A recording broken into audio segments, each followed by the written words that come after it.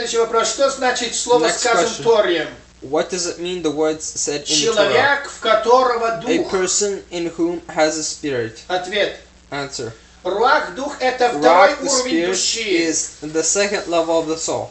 Его может обрести, It can be achieved, как это сделал Иисус Навин, Халел, like Jesus Nabin Halev, совершенствовавший свой характер, who has led to righteousness his имея character, полное повиновение having Богу. full knowledge and acceptance toward God. Чтобы человек достиг этого So a уровня person духа, can reach необходимо this level, this spirit. ограничиваться ему в It needs to удовольствиях, be taken in desire, в еде, in pleasure, стремлении к деньгам in desires и так for далее.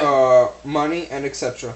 Но тело But the body и нефеш and nephesh могут существовать can exist и без этого уровня. and without this level. И говорят каббалисты, у многих людей And many Kabbalists say вся душа имеет только один уровень that нефеш. the soul has only one level, nephesh, За уровнем руах дух because of the spirit rock. следует более возвышенная душа, They lead a more greater soul, которая называется нешема. which is called neshama, Именно and because которая доступна тем, кто those who achieve that достигает еще более высокого уровня. of a much greater level. Итак, знатоки каббалы And говорят, therefore, the knowledges of Kabbalah уровень say руах the level of ruach и нешема and neshama невозможно is достичь not possible to achieve без изучения Святой without Торы. the knowledge and the study of the Необходимо Holy Torah. ежедневно изучать Тору. It's necessary to daily Как study говорится the в Torah, Псалме 1,